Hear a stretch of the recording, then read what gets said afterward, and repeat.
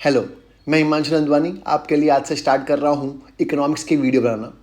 ये जो वीडियोस हैं वो किसके लिए इम्पॉर्टेंट है मैं बता देता हूँ। ये उन लोगों के लिए इम्पॉर्टेंट है जो बीकॉम कर रहे हैं, बीकॉम के साथ सीए कर रहे हैं या सिर्फ सीए कर रहे हैं, सीए के फाउंडेशन लेवल पे हैं तो उनके लिए बहुत इंपॉर्टेंट है, या जनरल इकोनॉमिक्स की कोई भी आप स्टडी कर रहे हैं जिसमें जनरल नॉलेज का काम आता है, उन सब के लिए बहुत ज़्यादा इंपॉर्टेंट वीडियोस है। तो बाकी जिसका इकोनॉमिक्स से कोई लेना देना नहीं है वो ये वीडियोस को इग्नोर कर सकता है, कोई दिक्कत नहीं है। बाकी जिसके लिए इम्पॉर्टेंट है और आपको लगता है कि हाँ आपके फ्रेंड्स जो बीकॉम कर रहे हैं, सेम 6 में हैं, थर्ड ईयर में हैं या फिर सीए कर रहे हैं, तो उनको आप ये वीडियो को भेज भी सकते हैं। ठीक है, तो चलिए वीडियो स्टार्ट करते हैं। आज का जो टॉपिक है वो है role of agriculture in Indian economy. Indian economy में एग्रीकल्चर का रोल क्या है, क्या role of agriculture in Indian economy. इसमें हम लोग सब कुछ समझ लेंगे, सिर्फ रोल नहीं समझेंगे। एग्रीकल्चर में इंडिया में क्या क्या प्रॉब्लम्स हैं, उनके सॉल्यूशंस क्या क्या होने चाहिए, अगर एग्रीकल्चर के लिए लोन लेना है, क्रेडिट फैसिलिटी लेनी है तो किस टाइप के लोन्स मिलते हैं, वो सब कुछ हम लोग इस टॉपिक में कवर कर लेंगे। तो भले ही इसमें नाम सिर्फ रोल ऑफ एग्रीकल्चर बोला है इंडियन इकोनॉमी, लेकिन हम लोग एग्रीकल्चर के बारे में जो भी हो सकता है हम लोग इस टॉपिक में सब कुछ कवर करने की कोशिश करेंगे। तो चलिए स्टार्ट करते हैं। सबसे पहले explain the place of agriculture in Indian economy. Question में ये बोला है कि एग्रीकल्चर की प्लेस क्या है इंडियन इकोनॉमी में। तो सबसे पहले हम लोग समझते हैं कि एग्रीकल्चर का इंपॉर्टेंस क्या है। देखिए ऐसा है कि इंडिया आज की डेट में भी कृषि प्रधान देश है। कृषि प्रधान देश का मतलब क्या होता है, एग्रेरियन नेशन है। मतलब इंडिया की अभी भी बहुत सारी पॉपुलेशन एग्रीकल्चर पर डिपेंडेंट है।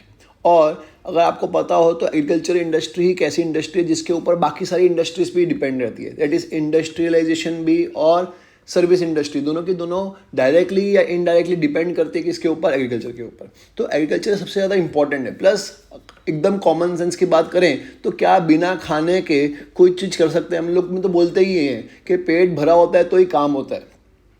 तो पहले पेट पूजा बाद में काम दूजा। तो पेट पूजा करने के लिए ही एग्रीकल्चर इंडस्ट्री सबसे ज़्यादा इंपॉर्टेंट है।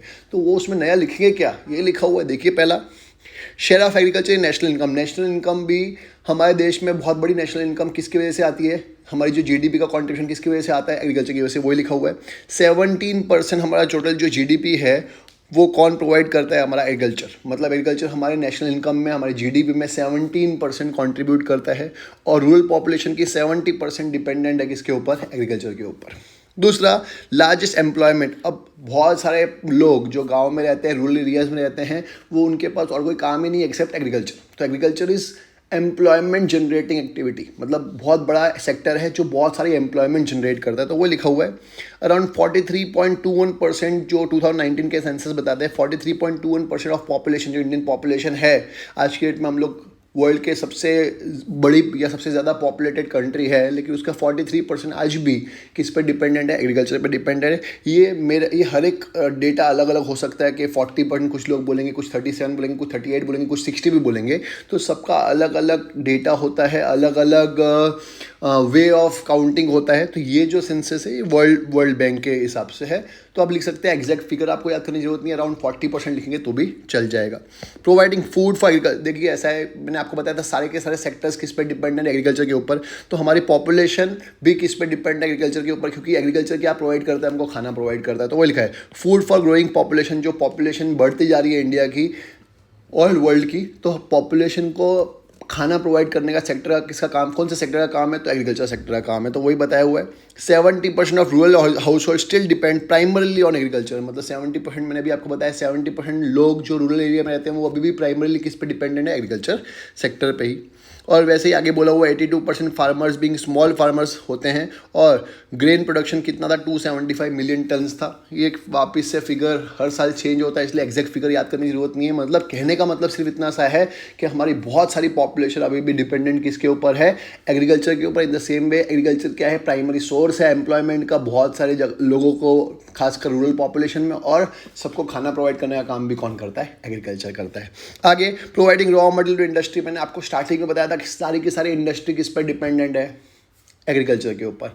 अगर आप बोलोगे इंडस्ट्रियलाइजेशन, तो इंडस्ट्रियलाइजेशन के भी रॉ मटेरियल कहाँ से चाहिए, एग्रीकल्चर से आएगा ना। तो रॉ मटेरियल एग्रीकल्चर से आता है, उसको हम लोग फिनिश गुड्स में कन्वर्ट कहाँ करते हैं, इंडस्ट्रियलाइजेशन। तो इसका मतलब क्या हुआ कि रॉ मटेरियल आने का काम भी कौन करता है, एग्रीकल्चर। मतलब बाकी दोनों इंडस्ट्री, दैट इज इंडस्ट्रियलाइजेशन भी और सर्विस इंडस्ट्री भी किस पे डिपेंड करती है? एग्रीकल्चर पे। क्यों? क्योंकि अगर रॉ मटेरियल नहीं होगा तो फिनिश गुड नहीं होगा, फिनिश गुड होगा नहीं तो बेचोगे क्या? सर्विस किस बात की दोगे? तो सर्विस के लिए भी प्रोडक्ट तो चाहिए और प्रोडक्ट के लिए भी रॉ मटेरियल तो चाहिए, और रॉ मटेरियल कहाँ से आएगा? एग्रीकल्चर से। क्लियर है? आगे इंपॉर्टेंस इन इंटरनेशनल ट्रेड। देखिए इंडिया जैसे बहुत सारी टेक्नोलॉजी इंपोर्ट करती है, वैसे ही एक्सपोर्ट क्या करती है? कुछ एक्सपोर्ट तो करती होगी।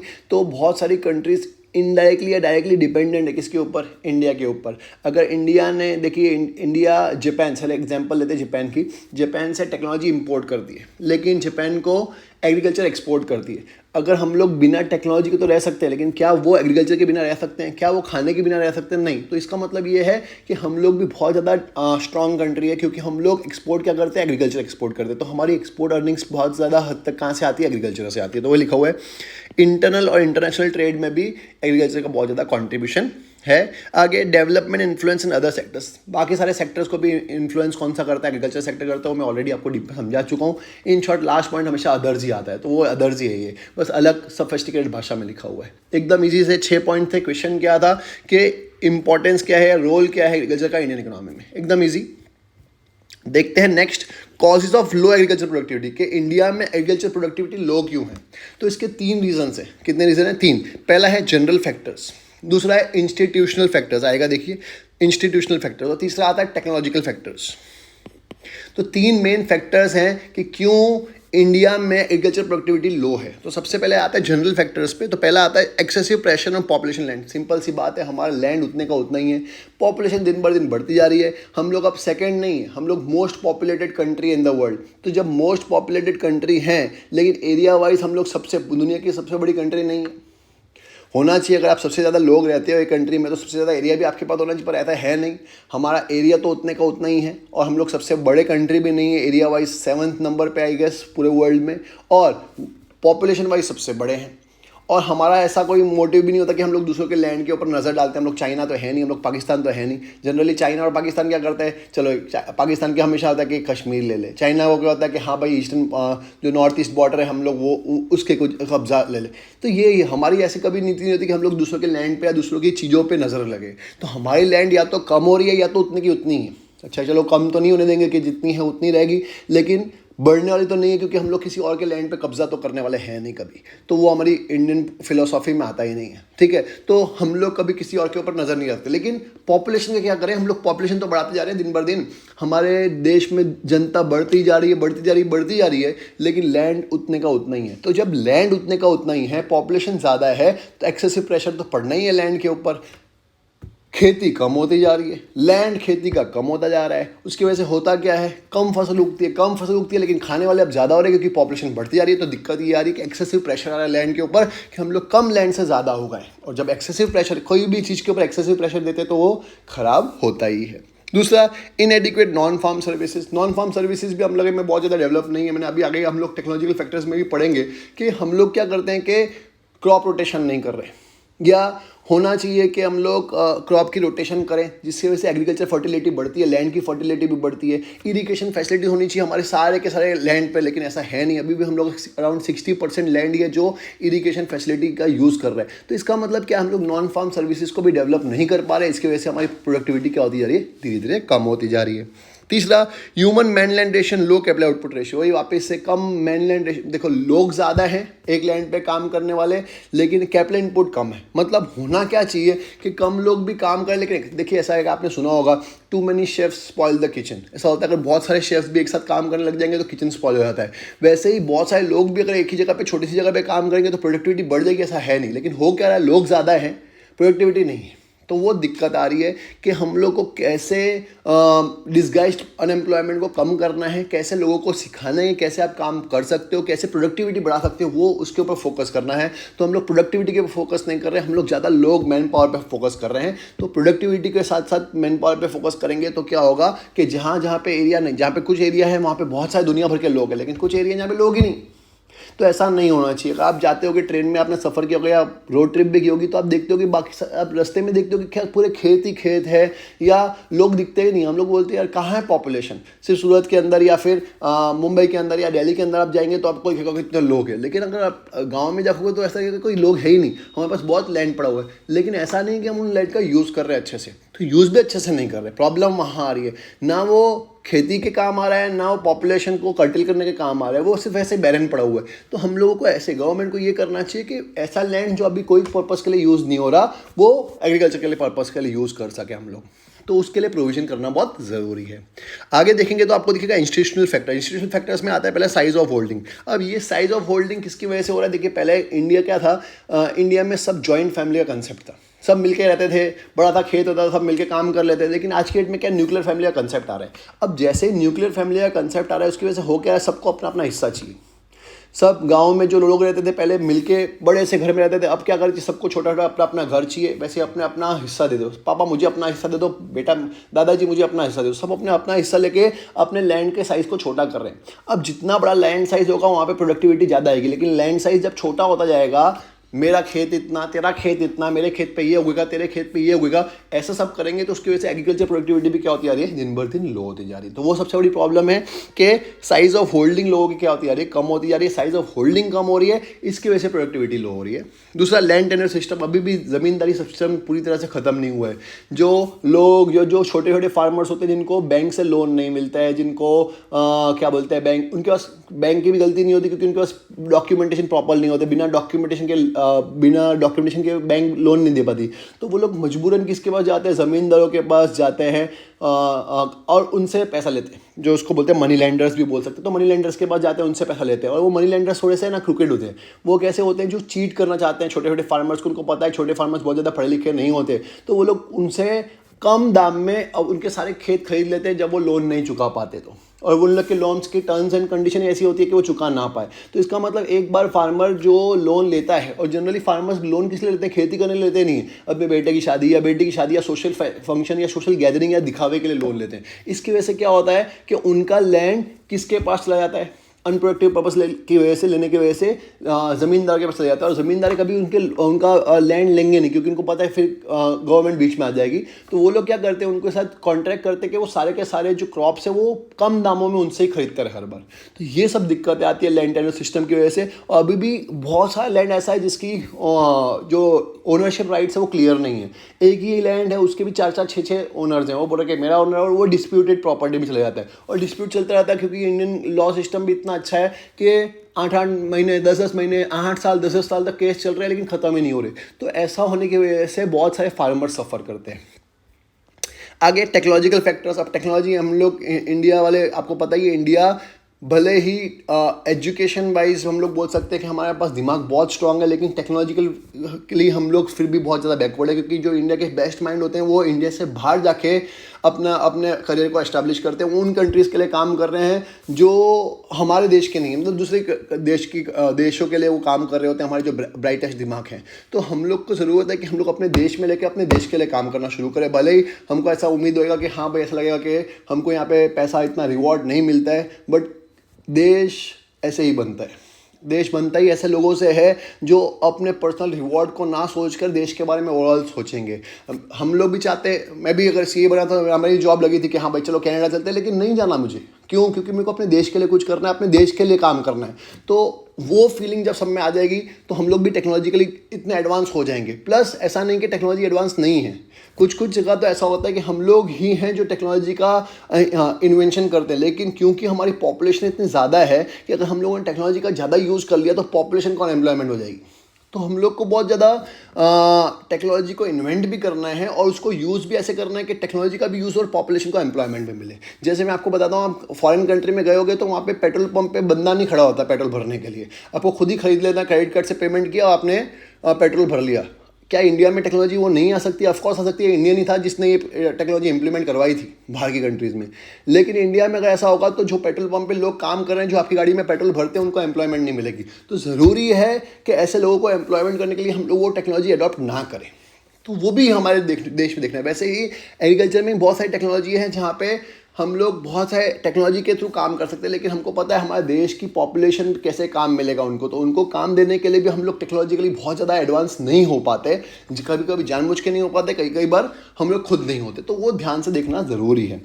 तो हम लोग अभी भी ओल्ड और प्राइमरी टेक्नोलॉजी का यूज़ कर रहे हैं, फार्मिंग टेक्निक का यूज़ कर रहे हैं, जिसकी वजह से प्रोडक्टिविटी क्या हो रही है, लो हो रही है। दूसरा इरीगेशन फैसिलिटी, मैंने अभी आपको बताया कि इरीगेशन फैसिलिटी हमारी पूरी तरह से हमारे इंडिया में इम्प्लीमेंट नहीं हो पाई है। हम लोग बोलते हैं कि हाँ भाई, हाँ एग्रीकल्चरल कंट्री है, ये एग्रीरियन नेशन है, सब कुछ है, लेकिन इरीगेशन फैसिलिटी तो बहुत ज़रूरी है। इसका तो कोई पॉपुलेशन से या फिर एम्प्लॉयमेंट से लेना देना भी नहीं है। अगर इरीगेशन फैसिलिटी होगी तो फसल अच्छी होगी, ज़्यादा होगी और प्रोडक्टिविटी बढ़ेगी, आपके लैंड की जो सॉइल की फर्टिलिटी बढ़ेगी, तो इससे अगली बार और फसल अच्छी होने वाली है। तो ये सारी चीज़ तो बेसिक नेसेसिटीज़ जो हमारे कंट्री में नहीं कर पाए, किसकी वजह से नहीं कर पा रहे, वो आने वाले चैप्टर्स में ब्लैक मनी, करप्शन, वो सब भी हम लोग पढ़ेंगे।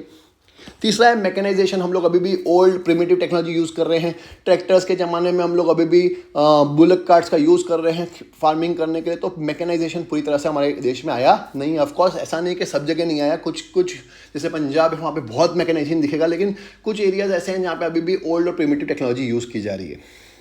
चौथा, सीड्स, हाई यील्डिंग सीड्स होनी चाहिए, जो अच्छी सीड्स। देखो ऐसा होता है कि कुछ सीड्स होती है जो बहुत ज़्यादा न्यूट्रिशियस वैल्यू बहुत ज़्यादा होती है, कुछ चीज़ होती है जो दिखती बहुत अच्छी है लेकिन उसमें न्यूट्रिशियस वैल्यू नहीं होती। फॉर एग्जांपल आज के डेट में आप देख रहे हो तो हाइब्रिड सीड्स आ रही है जो दिखते इतने, नींबू के साइज देखो इतने बड़े दिखेंगे लेकिन रस उसमें कुछ खास नहीं निकलता। तो देखना ज़रूरी है कि दोनों का कॉम्बिनेशन ऐसा हो जो न्यूट्रिशियस वैल्यू भी प्रोवाइड करे और प्रोडक्टिविटी भी प्रोवाइड करे। क्रेडिट फैसिलिटी, अब ये सबसे ज़्यादा इंपॉर्टेंट मेरे को लगता है। जो क्रेडिट फैसिलिटी के ज़मींदार सिस्टम हट के प्राइमरी कोऑपरेटिव बैंक्स आने चाहिए, जो लैंड एकदम बेसिक लेवल पे काम करे, जो ग्रास रूट लेवल पे काम करे, जो ऐसे काम करे जो फार्मर्स को दिक्कत क्या होती है कि उन लोग को लोन नहीं मिलता बैंक से, तो वो लोग लोन ज़मींदारों के पास चले जाते हैं। तो उनको लोन दिया जाए, कैसे दिया जाए, अगर उनके पास डॉक्यूमेंटेशन क्लियर नहीं है तो उनको गवर्नमेंट को ये करना चाहिए कि उनके डॉक्यूमेंटेशन क्लियर करवाए, उनके लिए extra facility they, out of the way जाके उनके डॉक्यूमेंटेशन क्लियर करवाएं, फ्री में बनवाएं पर बनवाएं, ताकि बैंक्स भी उनको लोन दे सके। तो क्रेडिट फैसिलिटी जब उनको बैंक से लोन मिलेगा तो वो रिपे करने का भी सोचेंगे, वो जो विशियस सर्कल होता है डेट का, उसमें वो फंस नहीं जाएंगे। तो ये बहुत इंपॉर्टेंट है। एग्रीकल्चर मार्केटिंग, ये बहुत इंपॉर्टेंट है कि मार्केटिंग करना आना चाहिए। देखिए प्रोडक्ट आज के डेट में मार्केटिंग करना बहुत इंपॉर्टेंट है। जितना ज़रूरी है हम लोग अच्छी फसल उगाएं, उतना ही ज़रूरी है कि उस फसल को बेच पाएँ। तो मार्केटिंग करना कितना इंपॉर्टेंट है आज के डेट में। आप भी देख रहे हो कि इंस्टाग्राम इन्फ्लुएंसर्स आज के डेट में क्या कर रहे हैं, तो वो इन्फ्लुएंस ही कर रहे हैं क्योंकि आज पब्लिक की डिमांड है कि हाँ भाई इस तरह से दिखाया जाए, सिंपल है। तो वैसे ही एग्रीकल्चर में भी मार्केटिंग बहुत ज़रूरी है कि आपका प्रोडक्ट अच्छा है तो लोगों को कैसे मालूम पड़ेगा कि आपका प्रोडक्ट अच्छा है। तो मार्केटिंग बहुत ज़रूरी है। तो वो फार्मर्स को सीखना पड़ेगा कि हाँ भाई हम लोग को भी प्रोडक्ट बेचना है तो मॉडर्न मार्केटिंग की ज़रूरत पड़ेगी। सिंपल सा आंसर था। अब नेक्स्ट आता है टाइप्स ऑफ एग्रीकल्चर क्रेडिट, के एग्रीकल्चर क्रेडिट कितने टाइप के होते हैं। बहुत इजी आंसर है ये, तो आपको ऐसे न्यू याद हो जाएगा। देखो दो टाइप के, on the basis of time, on the basis of purpose. कि अगर किसानों को लोन लेना है, एग्रीकल्चर के लिए लोन लेना है, तो दो पर्पस के लिए आप लोन ले सकते हो। On the basis of time basis पे ले सकते हो, on the basis of purpose. Time में कुछ नहीं होता, तीन आते हैं। एक आता है शॉर्ट टर्म, मीडियम टर्म और लॉन्ग टर्म। शॉर्ट टर्म में खाली इतना याद रखना है 15 महीने से छोटा का लोन लेते हो, मतलब अगर आपने 15 मंथ्स के लिए लोन लिया है, उससे कम के लिए लिया तो उसको हम लोग बोलेंगे शॉर्ट टर्म। 15 महीने से 5 साल के लिए कोई लोन लेते हो तो उसको बोलेंगे मीडियम टर्म। तो वही लिखा है 15 मंथ से लेके 5 साल तक का जो भी लोन होगा उसको मीडियम टर्म बोलते हैं। और अगर 5 साल से ज़्यादा का लोन लेते हो, मोर देन 5 ईयर्स के, तो उसको क्या बोलेंगे, लॉन्ग टर्म क्रेडिट। सिंपल है। जनरली जो बेसिक पर्पस होते हैं जैसे सीड्स, एग्रीकल्चर, फर्टिलाइजर्स, तो उसके लिए शॉर्ट टर्म लोन लिया जाता है। 50 जो होते हैं पंपिंग सेट्स लेना है, एग्रीकल्चर इंप्लीमेंटेशन करना है, थोड़े बहुत छोटी मशीनरीज लेनी है, तो उसके लिए मीडियम टर्म लोन लिया जाता है। वेल खुदवानी है, बड़ा लैंड खरीदना है, ट्रैक्टर खरीदने हैं, तो उसके लिए मोर देन 5 ईयर्स का लोन लिया जाता है। सिंपल है। तो पर्पस पे आ गया। अब बात करता हूँ on the basis of purpose. ये टाइम आपने समझ लिया कि इस टाइम में आता है short term, medium term, long term. Short term मतलब 15 महीने से कम, मीडियम टर्म मतलब 15 महीने से 5 साल के बीच में, और लॉन्ग टर्म मतलब 5 साल से ज़्यादा। अब बात करते हैं किसकी, on the basis of purpose की। पर्पस में क्या आता है, 3 पर्पस आते हैं, अनप्रोडक्टिव पर्पस, प्रोडक्टिव पर्पस और कंजम्पशन पर्पस। वही लिखा होगा, देखिएगा। पहला प्रोडक्टिव पर्पस, दूसरा कंजम्पशन पर्पस और तीसरा अनप्रोडक्टिव पर्पस। प्रोडक्टिव पर्पस का लोन जो होता है सबसे बेस्ट होता है। बैंक भी आपसे यही चाहेगी कि आप प्रोडक्टिव पर्पस लो। अगर बैंक चाहती है कि आप ग्रो करो तो वो आपको प्रोडक्टिव पर्पस के लिए लोन देगी। फॉर एग्जांपल, मैंने बैंक से लोन लिया 8% से, 8% लोन रेट ऑफ इंटरेस्ट से लोन लिया, और मैं बिजनेस में इन्वेस्ट करता हूँ या एग्रीकल्चर में इन्वेस्ट करता हूँ, मैं किसान हूँ और मैं कमा रहा हूँ, 10% मेरे को रिटर्न मिल रहा है। कितना परसेंट, 10%। तो मैं खुशी खुशी 8% दे दूंगा किसको, बैंक को, क्योंकि 2% मेरे घर पे भी जा रहे हैं। 2% मैं कमा भी रहा हूँ। लेकिन प्रॉब्लम तब आती है जब हम लोग लोन लेते हैं 8% पर एनम से, लेकिन कंजम्पशन हो जाता है हमारा सारा का सारा, हम लोग कमाते कुछ भी नहीं है या गवा देते हैं, अनप्रोडक्टिव पर्पस के लिए खर्च कर देते हैं। तब क्या होता है, हम लोग वो विशियस सर्कल में घूमते रहते हैं। क्यों? क्योंकि हमने लोन लिया है, अब लोन तो चुकाना है, साथ में इंटरेस्ट भी चुकाना है। यहाँ पे तो हम लोग इंटरेस्ट चुकाना तो दूर की बात है, लोन ही नहीं चुका पाते। क्यों? क्योंकि हमने वो पैसा कहाँ पे खर्च कर दिया होता है, ऐसे पर्पस के लिए जो सही नहीं है, जो अनप्रोडक्टिव पर्पस है या जो कंजम्पशन पर्पस है। तो देखने का कि लोन क्यों ले रहे हो, बैंक का भी ये फर्ज बनता है कि लोन ऐसे पर्पस के लिए दे जो प्रोडक्टिव हो।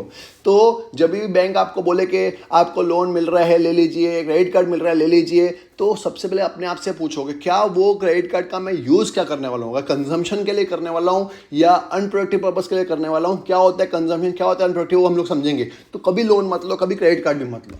लेकिन अगर आप वो लोन ले रहे हो किसके लिए, प्रोडक्टिव पर्पस के लिए, बिजनेस करने के लिए, तो हमेशा लो।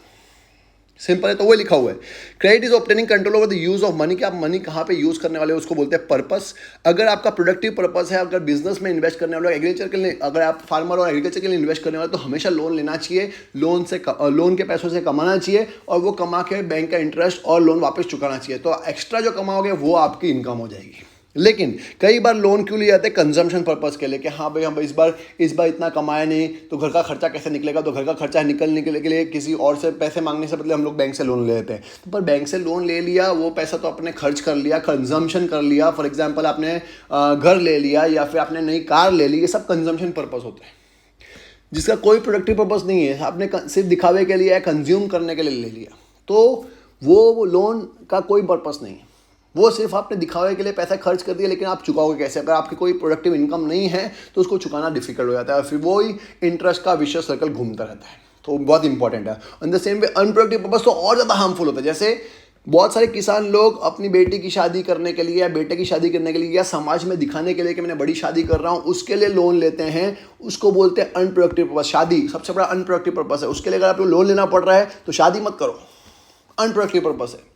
सिंपल है। तो ऐसे पर्पस को तो बोलते हैं अनप्रोडक्टिव। फॉर एग्जांपल वो लोग पूजा करवाने के लिए लोन लेते हैं। अब पूजा कराने के लिए, भगवान को प्रसन्न करने के लिए आप लोन ले रहे हो, लेकिन भगवान प्रसन्न हो भी जाएंगे तो भी आप लोन कैसे चुकाओगे? आपने तो पैसा खर्च कर दिया भगवान को प्रसन्न करने के लिए।